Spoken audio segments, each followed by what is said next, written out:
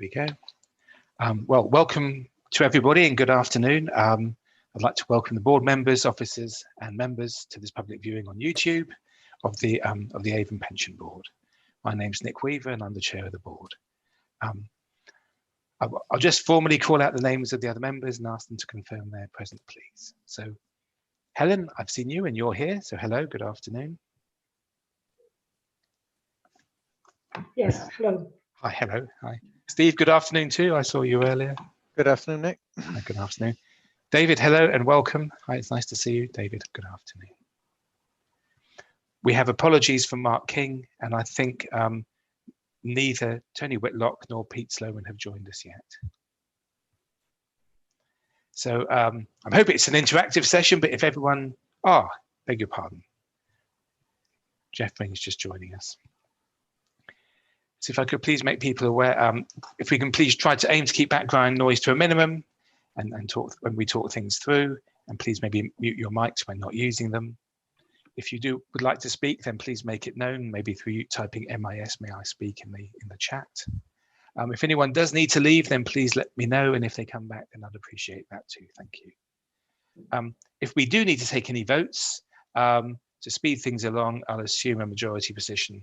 But if you'd like to comment or abstain, then please indicate in that chat when moving on, although I don't think we've got any votes this afternoon. So, any questions before we kick off? If not, thank you. So we've got we know who's here and we've got an apology. And then I guess I should just ask if there are any declarations of interest.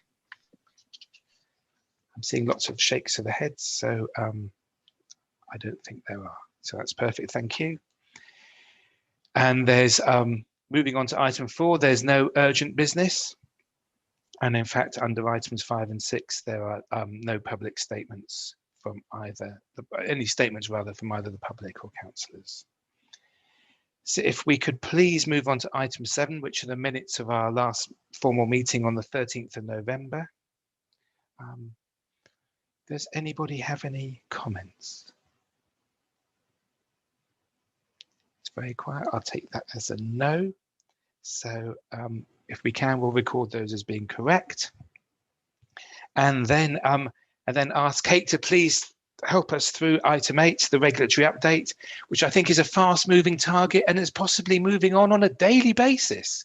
So Kate, if you could please take us through your report and then maybe also any subsequent changes you'd like to make us aware of to bring us completely up to date, that would be much appreciated. Yeah, thank you, Chair. So yeah, fast moving position at the moment with the exit cap. So I will provide you with a further update on that today. So in the papers, there's a regulatory update for noting, and it gives you the position on key issues as at the end of December. There's the exit payment regulations came into force in November last year, as you probably remember, and restricted the total cost of that an employer could pay for a member exiting the scheme to £95,000. However, a couple of weeks ago, on the 12th of February, the government issued directions which disapply parts of the regulations with immediate effect. What this means is the exit cap no longer applies for anyone leaving on or after the 12th of February. And so those members who are dismissed on grounds of redundancy or business efficiency where they're over the age of 55 can once again receive a fully unreduced pension, regardless of the cost to their employer. The guidance on the directions further set out HM Treasury's expectation that employers should pay any additional sums that would have been paid had the cap not applied for any employees who left between the regulations coming into force and the 12th of February when they disapply. Thankfully, we did not have any cases during this period where the cap was exceeded, and so there's no requirement for us to carry out a rectification exercise in respect of this.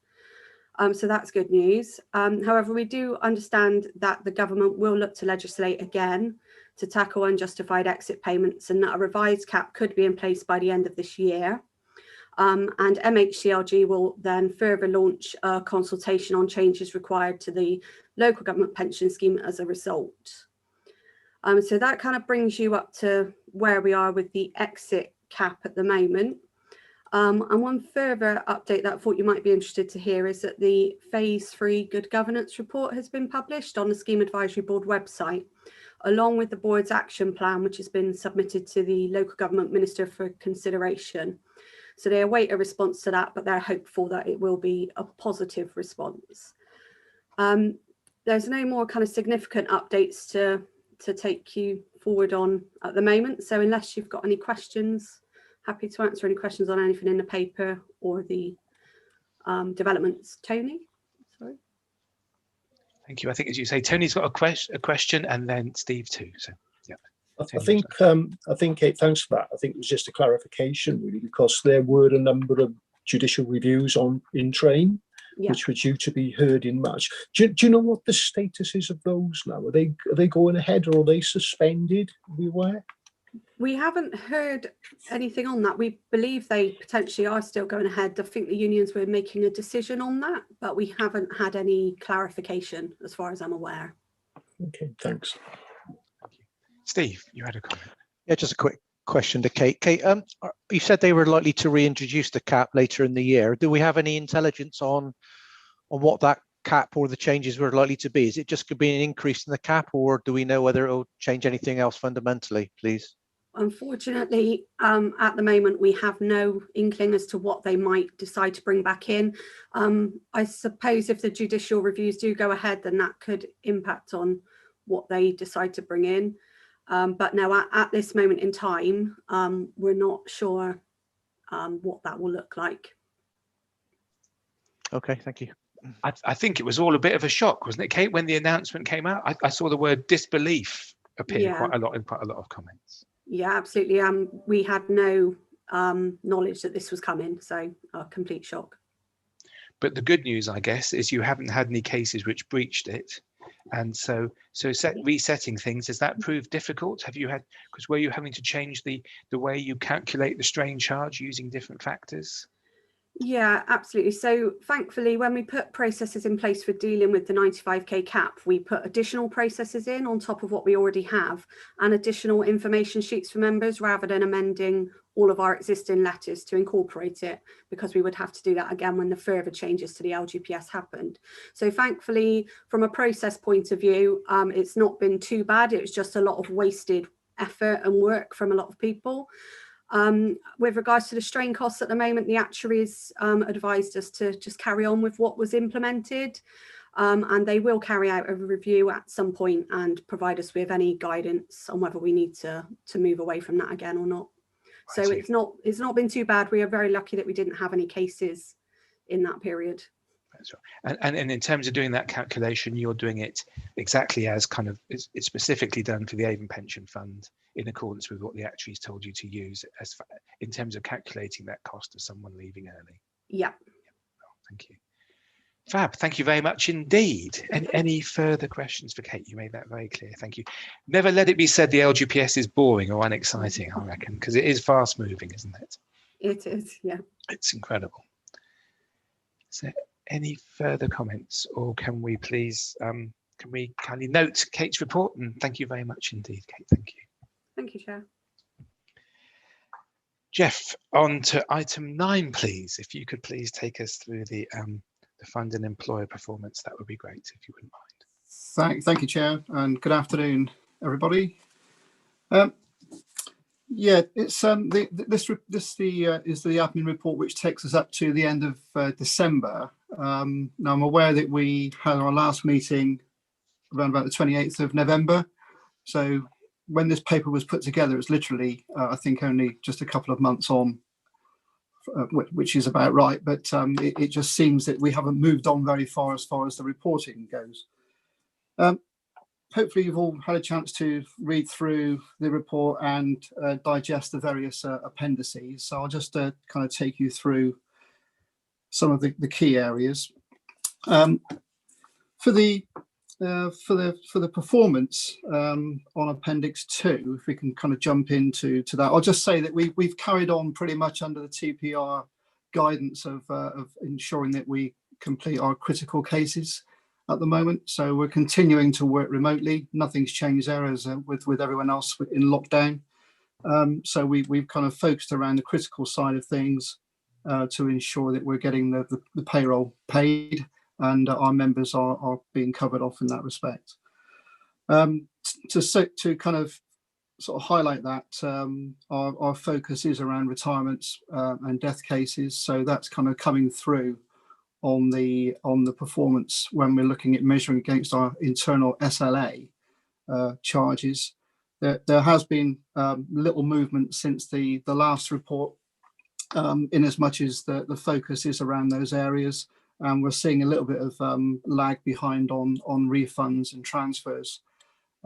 But we kind of do have a bit of a process in place to sort of catch up, certainly around transfers there, because some of them are quite time critical.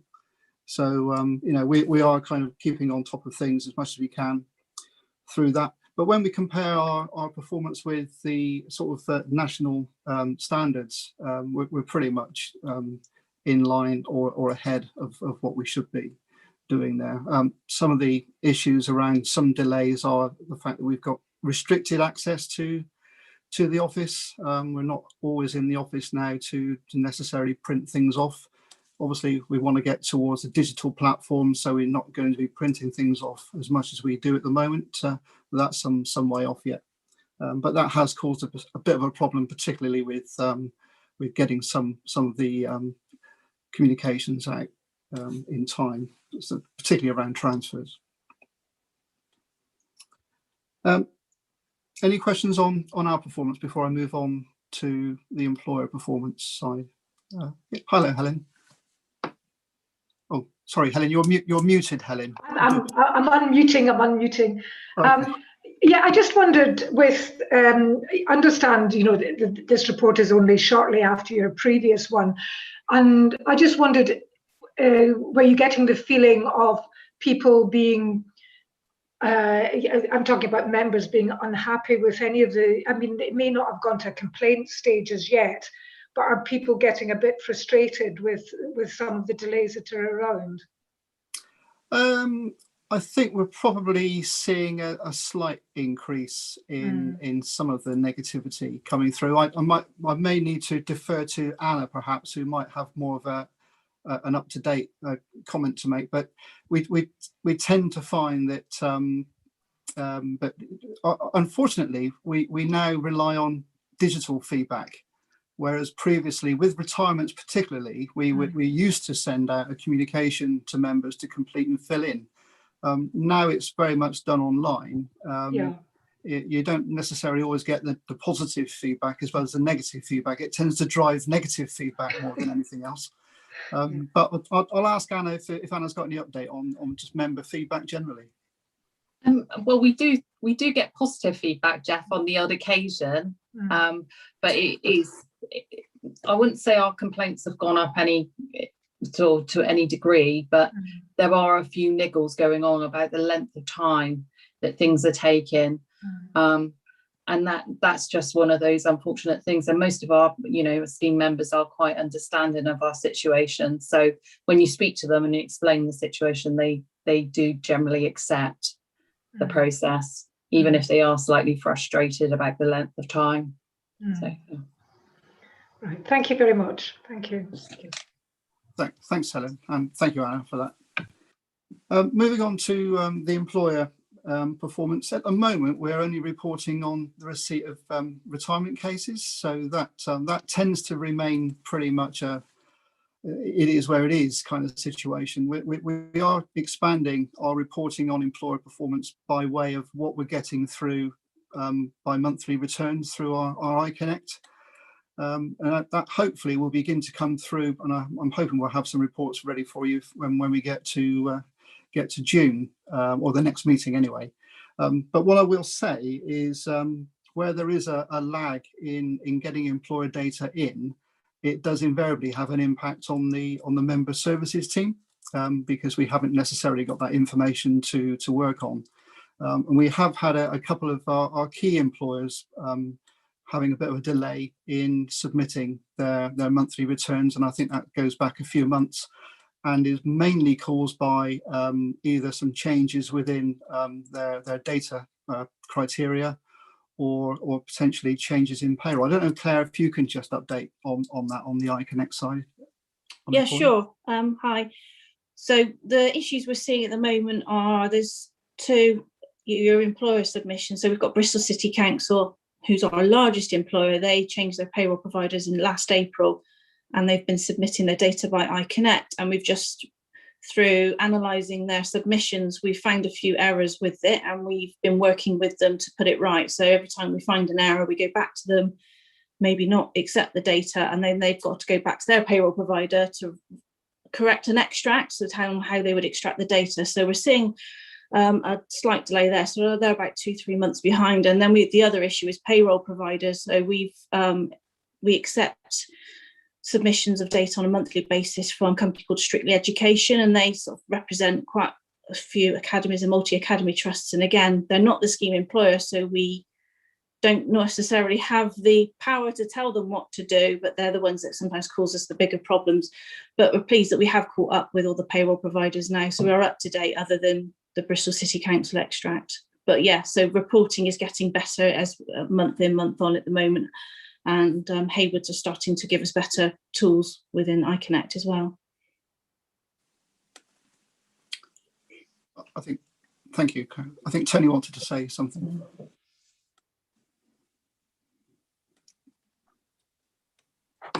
Thanks, Chair. I was just wondering, Jeff, in a future report, if we could do a bit more of a trending analysis, because when I look at the sort of total cases completed within target, all of a sudden it starts to look a lot better on the whole, you know, than it has done in previous years.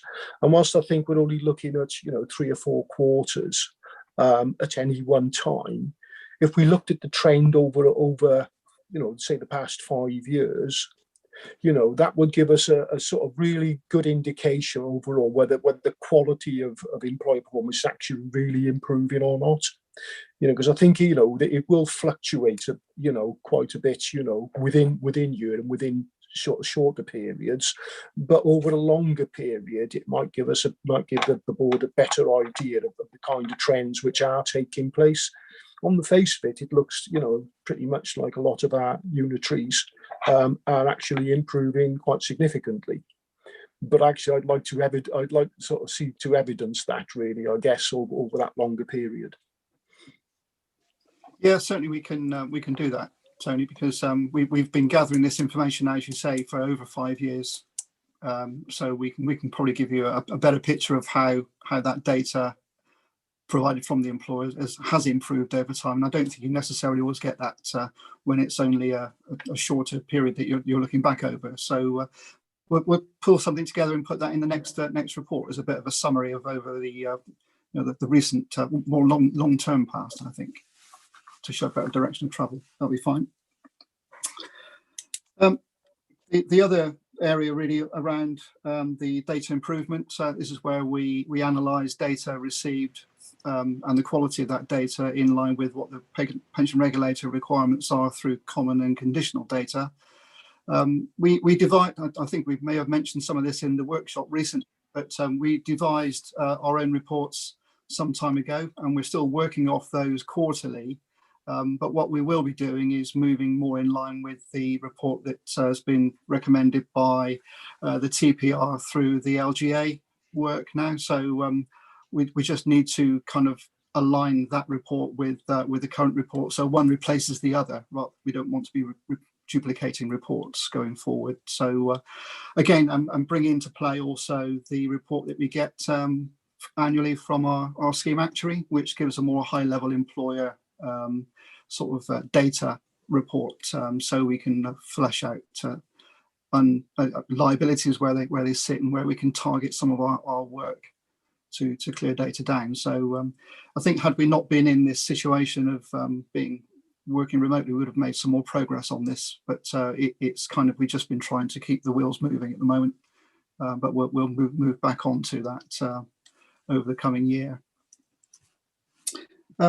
Again, late payers, moving on to that very quickly. There are no significant issues. We do have a number of small employers that have sent contributions through on a slightly delayed basis. We do follow up with those as they occur. So the pension fund accountant manages that.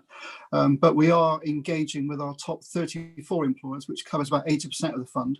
We're doing that monthly to ensure there are no issues, particularly as we've gone into lockdown. So we've been carrying that exercise out on a monthly basis since last March, and reported a conversation I had yesterday with the accounts team that there have been no issues, and they actually do make contact with those employers on a monthly basis. So we are keeping that communication going. Those channels are kept open.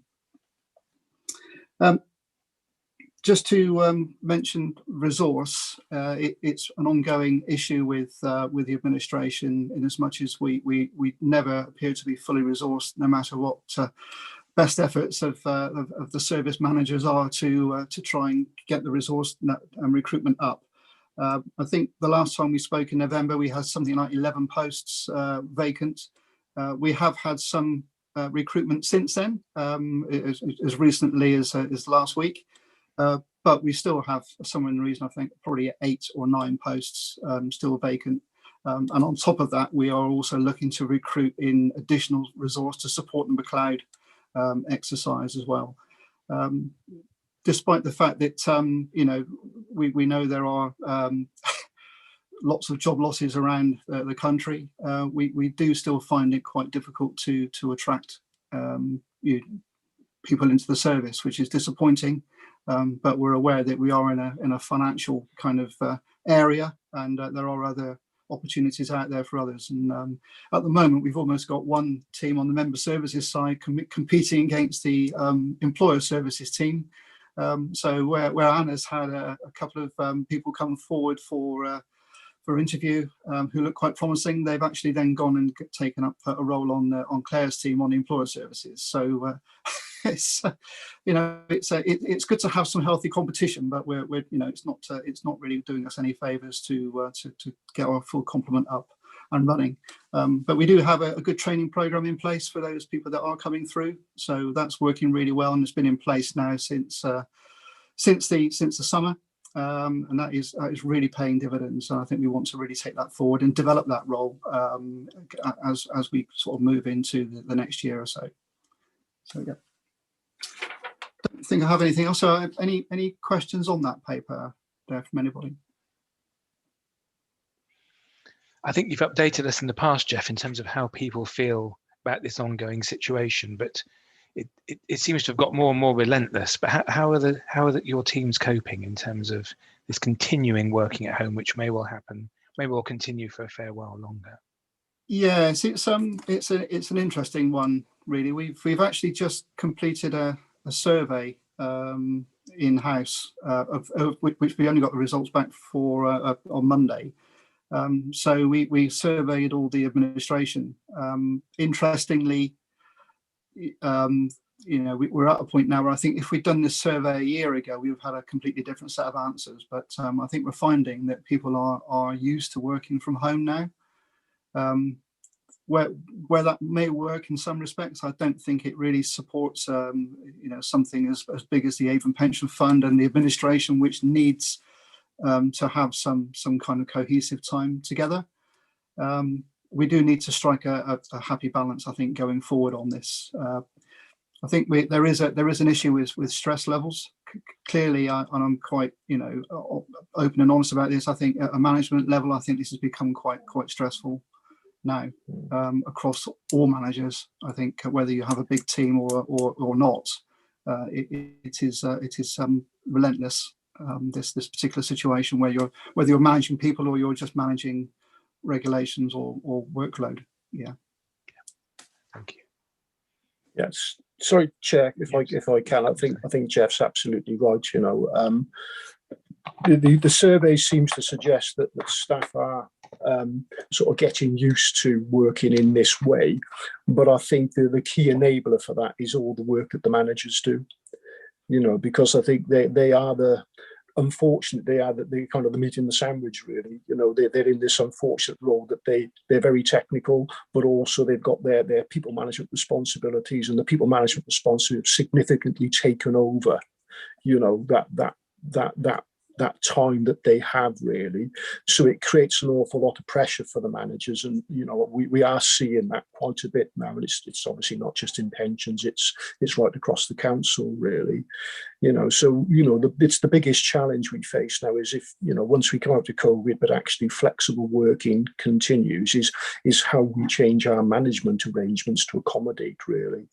And I think it does require an awful lot of thinking by us in the organisation about how we're really going to achieve that and maintain performance and all the objectives we've set ourselves and all the sort of developments we've set ourselves, and be able to do it within the kind of timeframes we want to, given these new circumstances. So I think, COVID or not, the challenge is going to remain going forward for quite some time.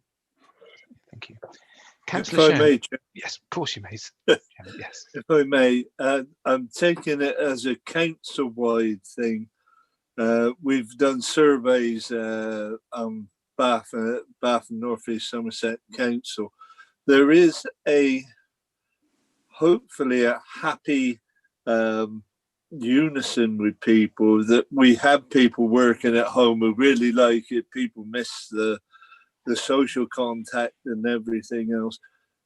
After COVID, the whole world's going to change, and I think we have to change with it.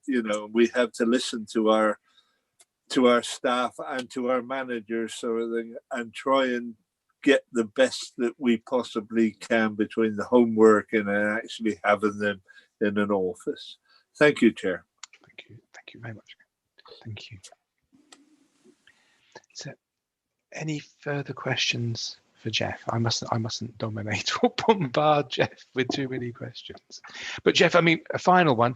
In terms of the equipment support and technical support for people, are we doing everything we can to help people in that way in terms of the technology? Certainly, where we can supply hardware that's outside of the scope of IT, then we have made that available, and we continue to do so. Again, what was picked up through the survey is not everyone's got what we thought they might have had, even though we've asked the question before. So we will go back out and make sure that is the case. Obviously, within our own employer, there's a rollout of IT coming through, expected during the year, and I think it's in a number of phases. But so we are all expecting to have better sort of support through IT for home working going forward. But at the same point in time, not everyone's got the luxury of having a space in which to work at home, exactly. and other commitments as well are quite quite impactful. And final one, I promise. In terms of resourcing, I think you mentioned, although you've had some people join you recently, I think you may still have, 8 or so vacancies. And it is surprising, to be honest, at the moment when jobs are so difficult. And I imagine, unfortunately, so many young people are going to be coming out of college and education or university this summer looking for opportunities. So it seems a surprise, but what are we managing not to do in terms of attracting people or showing this is a good career opportunity? What's holding us back? That's a good question. That's a good question. I don't know whether it's just not an attractive enough offer of employment within the council, or the nature of the roles themselves that we're putting forward. It's always been an issue within pensions. We've struggled to A, recruit, and B, retain going forward. But you would have thought at the moment there would be more of a race for people to secure permanent employment. It just doesn't necessarily seem to be the case, unfortunately. But I do wonder. I think. Sorry, Claire. Before Claire comes in, but I do think we do need to probably look at how we advertise. We do try and advertise far and wide where we can, but maybe we're not just selling it as well as we perhaps could. I remember one old lure, sorry, I'll let Claire come in, is where you try and encourage much older people to explain to younger people the benefits of being in a defined benefit pension scheme. I'm not quite sure if that's the big attraction for young people these days. But in terms of a development package or progression, training, education, qualifications, is there possibly something more? It's probably an LGPS wide problem. Is there something more we should be doing to make it a more attractive career, a financial career? Yeah, I think we do try and sell it on that basis to a degree. I mean, certainly we try to include, you know, the career path and the opportunities that are within the fund. But it may be that, you know, I think our job descriptions and personal specs probably do need an overhaul, and I think they probably aren't as attractive as they could be now. And I think this is something we will be looking at over the course of the next few months, really, to look at all of them, I think. Thank you. Thank you. Sorry, was Claire going to say something? Sorry. All I was going to add is, firstly, I didn't steal anybody from Anna. I think their interview dates were, fortunately for me, before theirs were on member services, and we got in there first. So, but of the two people externally that I offered roles to, I mean, salary is definitely a big issue where people are they're obviously unemployed and they've had to take quite a huge salary cut. You know, you're looking at £5,000-6,000, so from 28 to 22,000, which is quite a lot at that level. So you're always going to run that risk. Are these people going to stay? Are they using us as a stopgap in order to go on to the next role when the markets become steady? Or are they, I mean, the people that I have discussed it with they're looking for a career change. It's not just about the salary, which is a good thing. They want to get into local government, but yeah, I think that's one of the issues, is maybe the pay is not as attractive. Young people want to come in these days and they want to be on a career path where there's going to be progression with salary as well. So, and the adverts, I think we normally advertise on the Baines website, and then we have to request to go and externally advertise. So I've just done that on the 3 posts I've got from McLeod. We've gone to, I've got to get the right one now, Fish for Jobs, not Plenty of Fish. So we've gone to Fish for Jobs, which is a standard one that we advertise with. But I think it's being more specific. When you get more senior posts, you want to be more specific with where you advertise. So we need to do more in that respect, I think. Thank you. Thank you. Anna, sorry, you're going to do the counter argument, I think, in terms of who stole these people. No, I'm not going to do the counter argument. What I was going to say is we do attract people. People Right. do apply. However, we have a set criteria for them to be able to get to the interview stage. And obviously the work that we do is very technical. And again, it is technical and it requires a level of pay. And so what we're expecting people to do, perhaps, they're not as willing to jump ship or move across into some of the roles that we've had, but we have been successful and we do attract people, but sometimes the people aren't quite the right fit for the role themselves. So there is that extra there.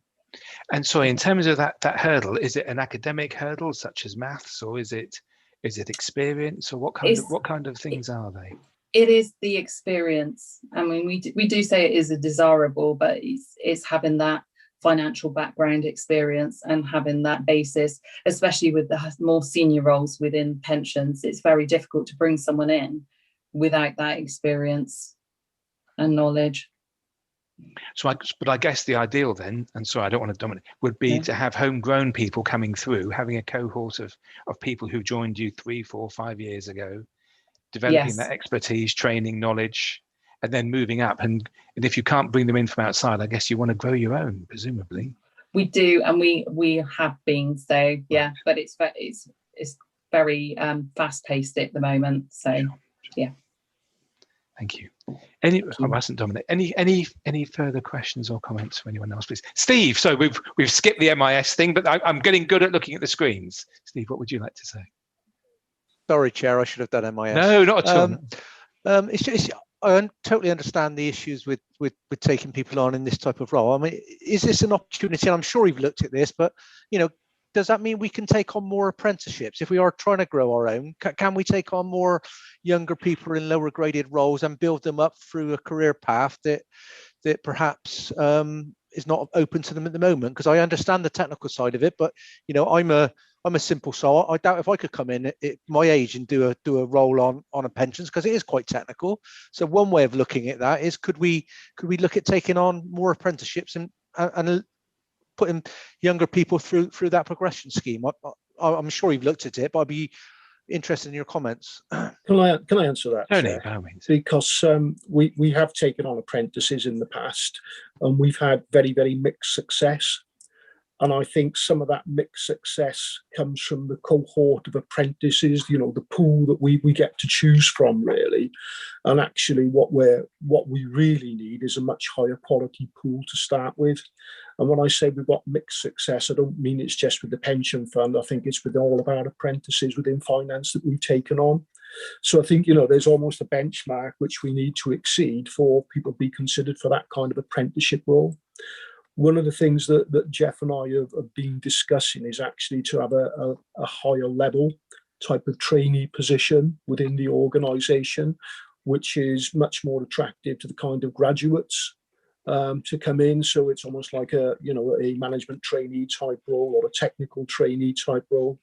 And I think given the nature of pensions and the fact that it is highly technical, you know, it is a difficult area. You know, we do need to be attracting that kind of capability. So that's one of the areas we'll be looking at to try and develop some kind of peripatetic roles. So we have some management trainees which we can effectively move around the organisation and put into different roles as part of their development as well. A bit like we used to do with SIPA trainees many years ago. You know, and you sort of have that mobile individual who gets a wide breadth of training. At the moment, a lot of our training is based around specific posts.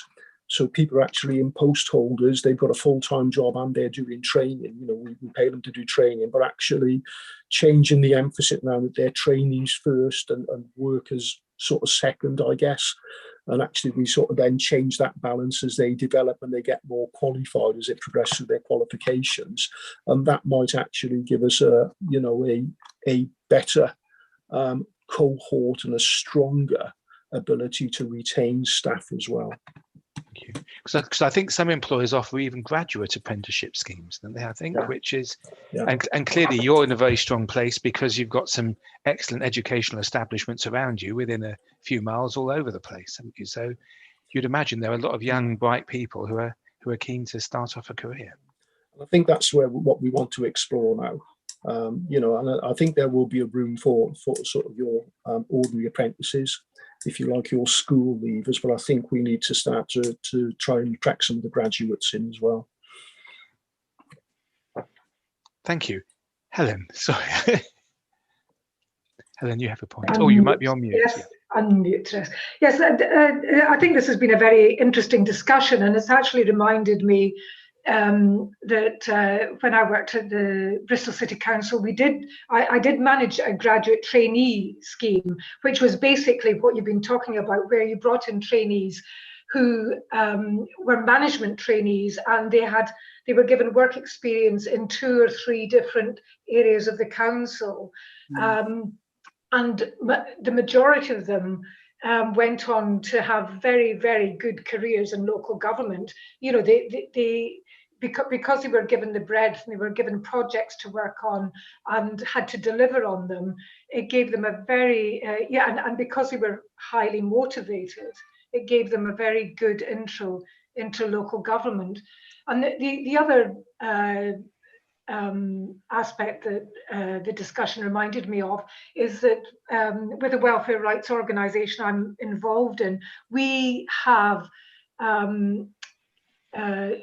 it's obviously legal students, but as part of their degree, and I'm sure it must be the same in financial degrees, they have got to do some practical work.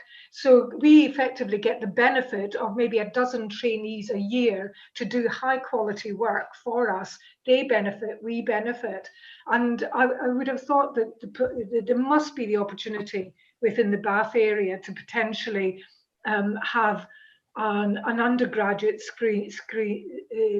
scheme where students are given practical experience of the area of the financial world, if you like, which is the world that they're going to want to move into. And again, a number of them could well stay with you in the longer term. But because they're graduate or potentially graduates, they are high quality, and because they need to do well for their degree course, they've got a high level of commitment to deliver to a high standard. So it really is a win-win. And I mean, I'm not saying that you haven't thought of these things, but I'm just putting it into the debate. Thank you. It's interesting what you're saying about graduates, because we have actually approached universities locally more widely about some of the sandwich placements to see if people want to take their year out in employment with us, and even some of the holiday period as well in employment. And actually, what we find is those who are sort of more into the financial kind of degrees and business type degrees tend to want to head to London.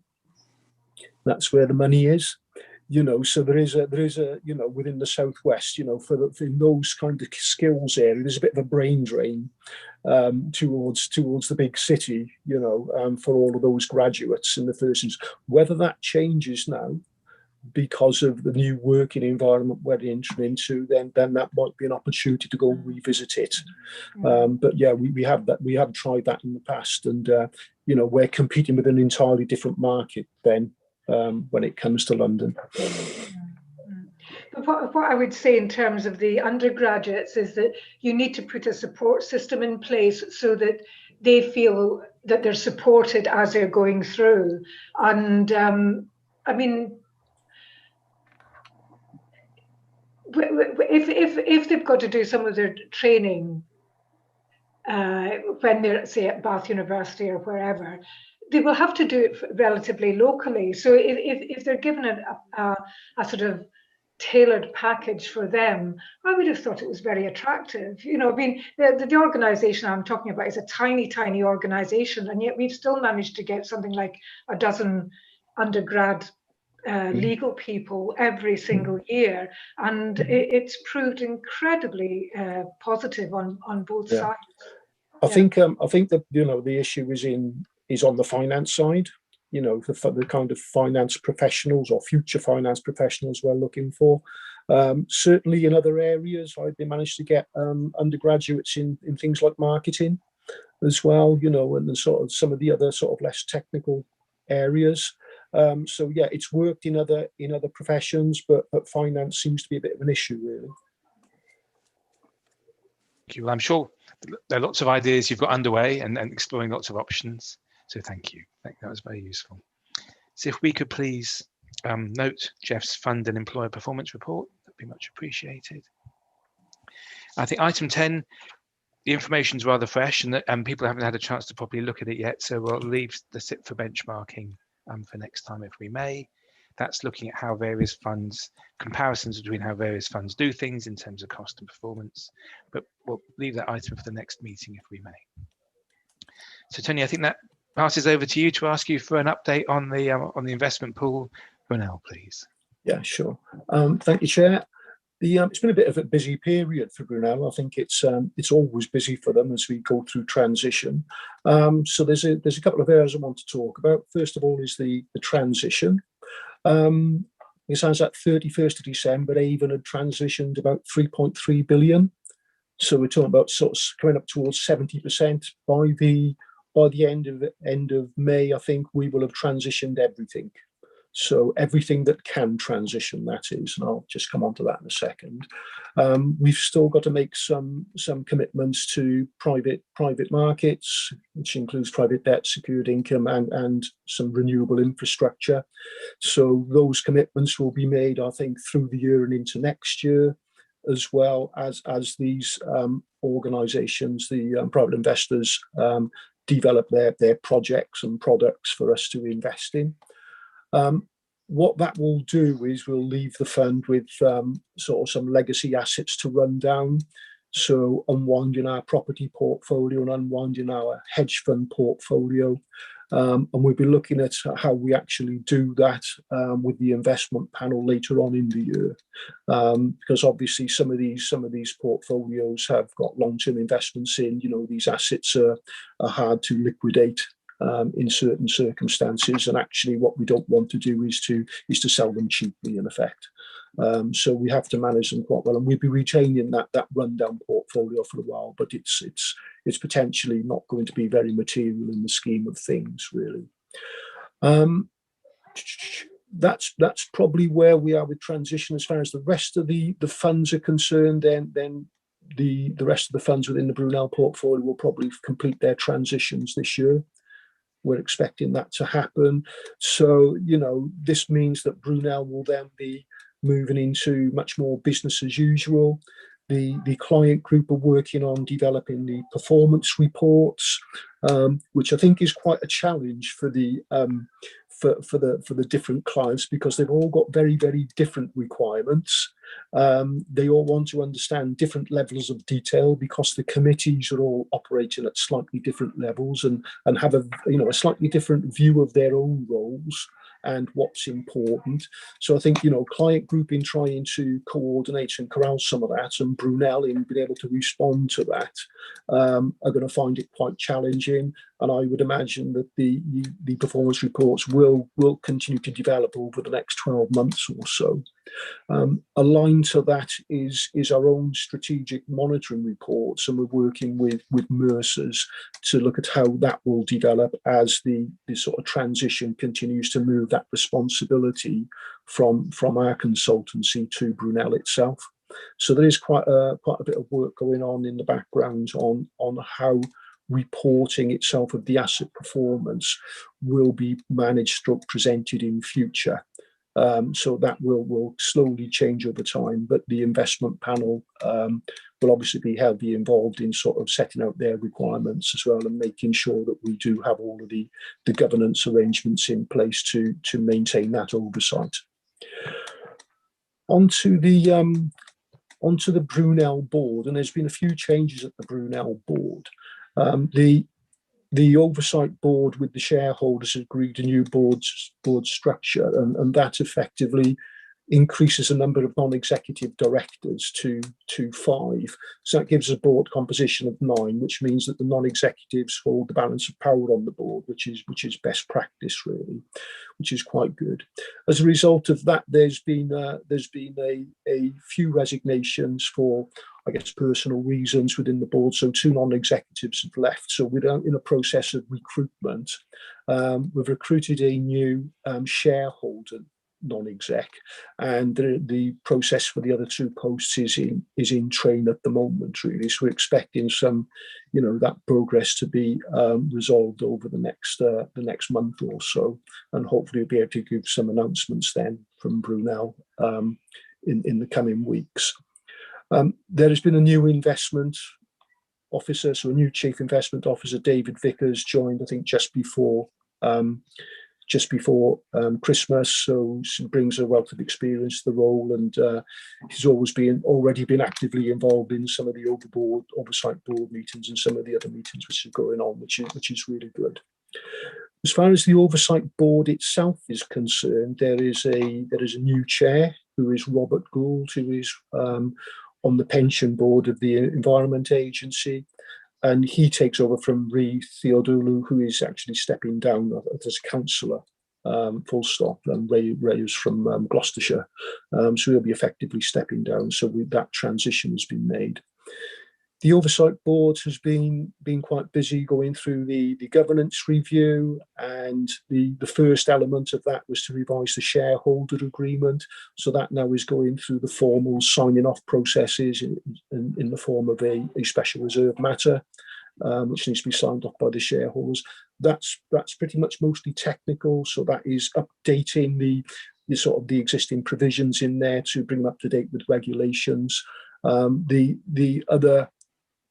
The other aspects of the governance review will be in the second part of that, whereby, you know, some specific issues raised by some of the funds will be dealt with.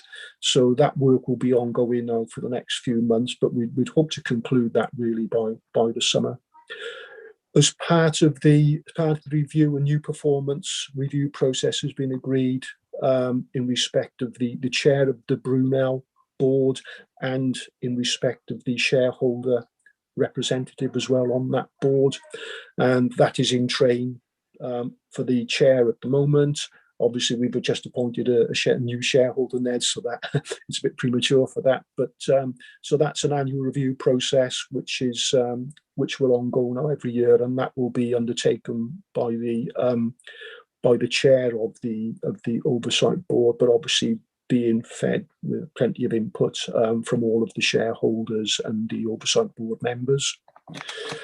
The final thing I want to talk about is the budget. So we've spent a bit of time with the Brunel board going through their budget proposals, and we've agreed that it is effectively what I regard as a flat budget. So it's about £10.5 million overall, but it does include some growth in resources for private markets in particular and risk management.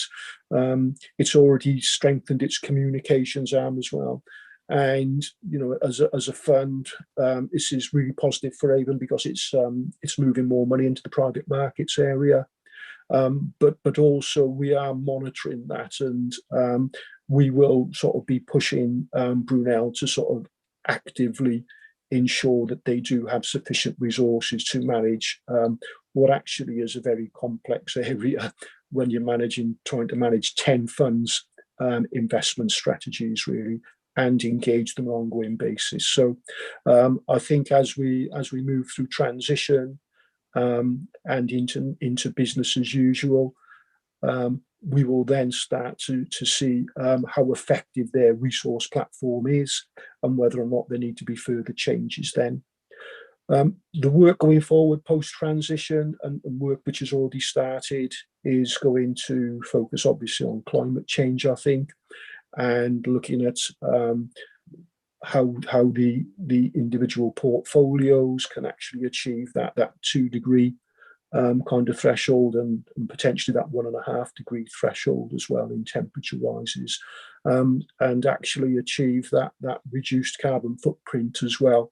So I think those are some of the challenges which Brunel will face going forward now, and actually there'll be quite a lot of discussion, I think, around that with the client group and with the oversight board as well, as some of these important things start to sort of take precedence. But I think particularly as we've got the big climate change conference in Glasgow later on this year, so I think the profile of that is going to increase significantly now, and you can expect to see quite a bit of pressure exerted, I think, on pension funds and potentially by government as well through policy to start to make some of the changes.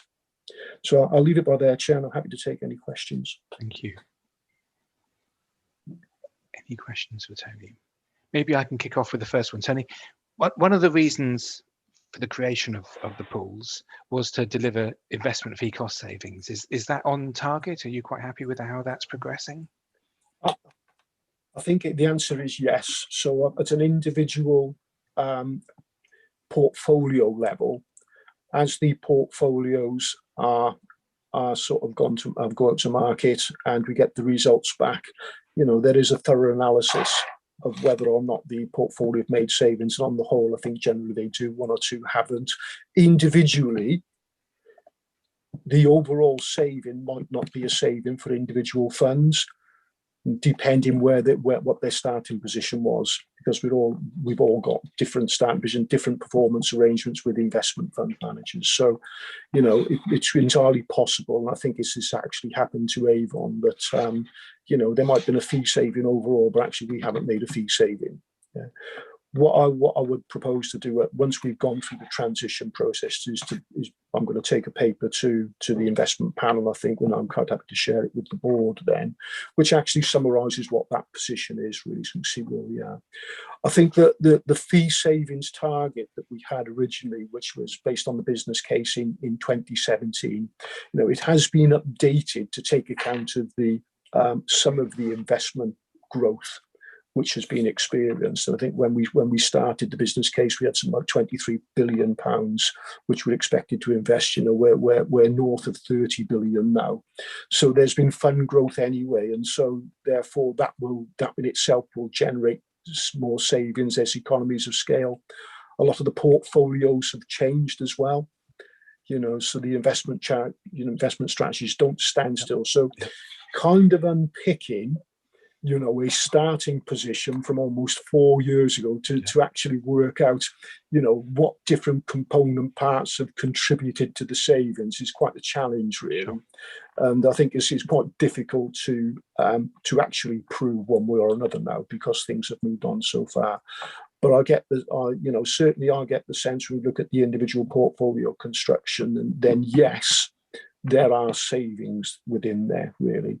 You know, so I think that overall, the idea of pooling, you know, does seem to be working from that perspective. Yeah. Thank you. Any further questions or comments for Tony? Councillor Sheen, sorry. Yes. Yes, thank you very much. I'd just like to add that Brunel, the way we're doing the carbon neutral and getting out of fossil fuels is the right thing. We are taking our time. We are moving in the right direction. And I think, you know, I think that in a couple of years' time, when people look at it, they will see that probably the Avon Pension Fund and Brunel have been moving together in the right direction. Thank you, Chair. No, perfect. Thank you. Thank you. Because as you say, the whole world of response, there's increasing focus on the whole world of responsible investment and climate change and managing it properly. And obviously, the fund is being very progressive in that and very forward thinking. That's great. Thank you. Tony, thank you very much indeed. So if we can just note that and move on. And I think now, Jeff, you might kindly be taking us through the risk management update. Is that right? Indeed, Chair. Thank you. Thank you. Just to comment, actually, the risk register actually is probably the same risk register that you had at the last meeting, because we've only in the last week, last Friday, reviewed it. So the risk register that you've got there hasn't moved, but the only change, and as Kate mentioned earlier at the very beginning, is to readdress the risk against the 95k cap and just move that down into a lower category. So not removing it altogether, but I think we've moved it into a lower category. But other than that, I think everything's pretty much stayed as is. So obviously happy to take any comments that anyone may have, but it's pretty hopefully self-explanatory. Any thoughts or comments or questions? I could throw one in which is slightly related, I feel, coming under with regard to employers, because obviously employers are pivotal to the information you receive to administer the scheme on their behalf.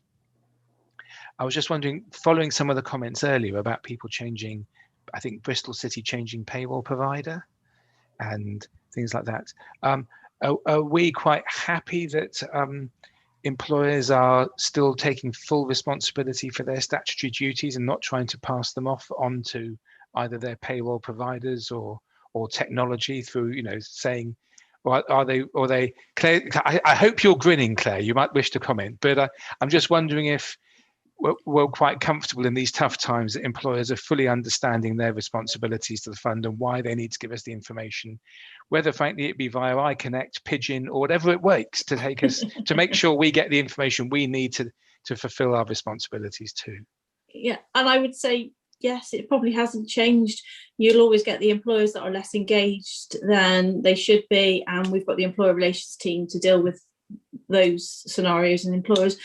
But in the main, they're very engaged at the moment. In fact, we have employers, they are chasing us. They want to go onto iConnect and they want to do things. So yeah, yes, we've had issues with the IT to be able to engage with them, but we, in the main, most of the data is coming through very on time. And in some ways, last year end was better than ever. We had the best return from employers in the most timely way. The data was cleansed better. It worked really well. So I don't know what that says about our employers, but you'll always have the odd few that aren't doing what you need them to do. But in the main, we've not had anything come out of the closet at the moment. Thank you. And I think, sorry, Pete, you've got your hand up, so I think you might be about to put me right on a few things. So, Pete, would you like to comment? No, I guess my question was for Jeff, just merely about the risk register, and which is the one that really concerns you? And I suppose how management review that regularly and update that to make sure we're making progress against that, if possible. You want me to pick one risk that concerns me? Well, I suppose it's the thing about what keeps everyone awake at night, and just understanding, because there's 7 or 8 there in red, and quite a difficult arrangement to try and manage 8 red risks, I think, given all we've discussed about resources and time and working away. So it's just how we go about addressing that risk register, I guess. Well, indeed. I mean, if I can clearly the resources is a real issue, because if we haven't got the resource in place, then we can't manage the business as usual, let alone some of the key pieces of work coming through. If we take the exit cap, I mean, I think Kate touched on the amount of work that was put in by the administration to actually manage the exit cap, which obviously in the end was pulled suddenly by central government.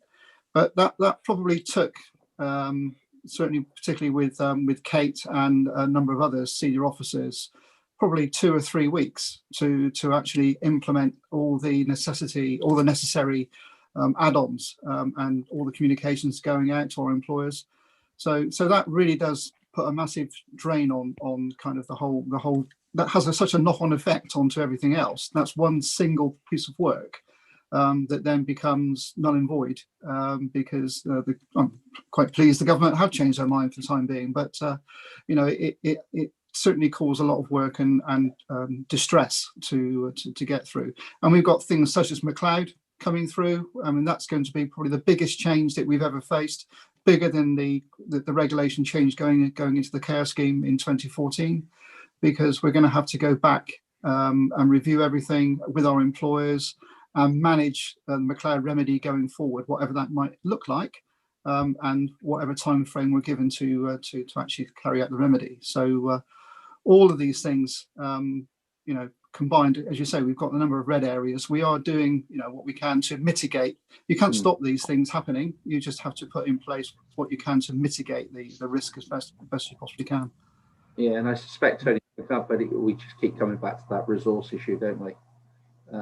And that's fundamentally, I think, is the bit about almost this committee understanding that in a greater detail, to see how it can support going forward, I guess. But yeah, thank you, Tony. I think you had your hand up. Yeah, I think if I can sort of add to Jeff's comments, then I think if you start to look down the risk register and you see R53, the exit cap, and R63, McLeod judgment, and then R42, which is, political pressure for reform, I think the thing that keeps me awake is politics and policy, in its broadest sense. That's what's having the biggest impact on the fund in reality, in sort of determining everything from how we should invest our money through pooling, to actually the changes to the fundamental structure of the scheme, which causes quite a few problems, like we've seen with the exit cap and McLeod, to the bits where there's a little bit of lack of policy, which would help us to deal with things like climate change as well. And you start to add all those together, and the government influence on what we're trying to do also is the biggest risk that we're facing on an ongoing basis. And I think that strategically there needs to be significant more thought by the policymakers in government as to how we are going to move forward in an affordable way and meet all the expectations and objectives that everybody seems to be setting for us as a fund now.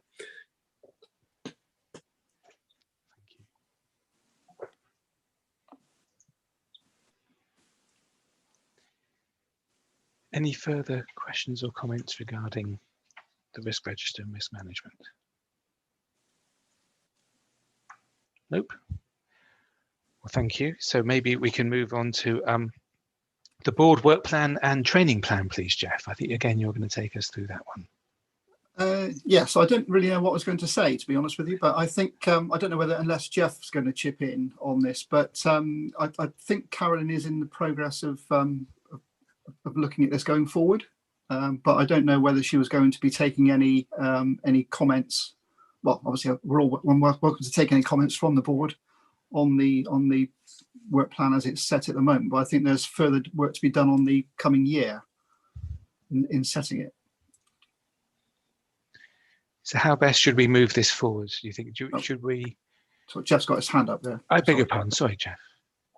Yeah. So just to ask to sort of Jeff's comments is that this item's a kind of standard item at every committee. So what you've got there is an outline of the work plan over the year, but also an open request for training and development for board members. So it's an open opportunity for you to come forward with areas you still feel you would appreciate support and development on. So we can build that into the future plan and also look to see how we can align that with training and development from pension committee members as well. So that's quite a key issue. And that can either be done formally here or it can be done informally. And the only other comment I wanted to raise was that board members will all need to update their own training logs on an annual basis.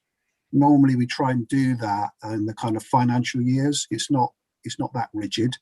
But if you could start to think about that in terms of updating your own particular training logs, that would be really helpful. And perhaps in doing that, it may identify for you the fact that there may be areas where you hadn't quite have thought that you needed support on.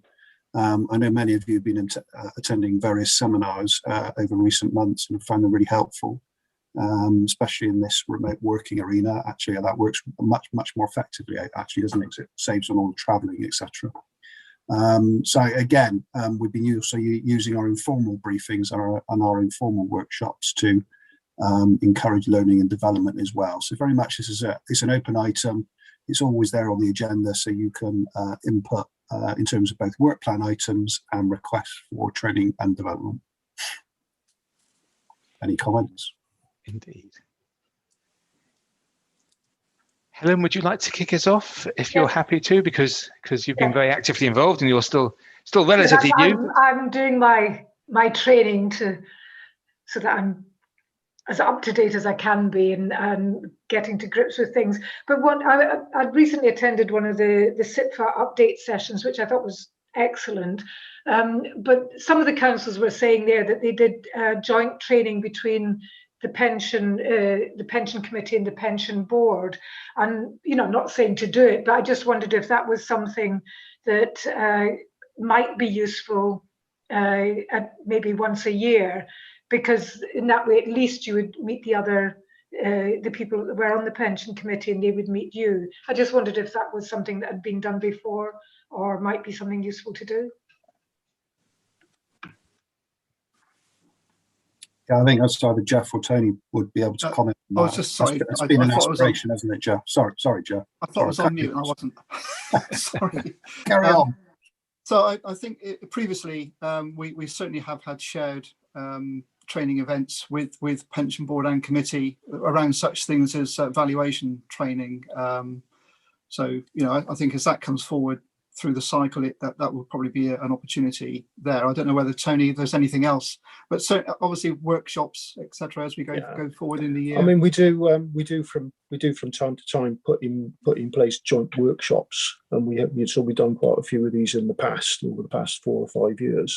I'm not quite sure what we've got on the committee's training agenda at the moment, but certainly we can look at that, and every opportunity we can to do some joint training, we will take that. Yes, absolutely. Yeah, thank you, Chair. I think it's a great idea. So I think it would be even better when we can actually get in a room together instead of this virtual. Indeed. thing. It's far better. You get to know people better and everything else in that. So roll on the vaccinations and let's hope we can all meet one day. Thank you, Chair. Thank you, Chair. So So certainly that would be great, and that would be a great opportunity. And I think I've certainly found our dedicated sessions, such as the recent digital strategy one, very informative and helpful, as well as these formal meetings too. So I guess it's just down to us to keep looking for various opportunities, isn't it, to increase our knowledge and understanding, so we can do a better job in terms of supporting the fund and taking an objective view on how things are going. So any thoughts or questions or any comments on how things have gone, people feel in terms of how we've done things to date?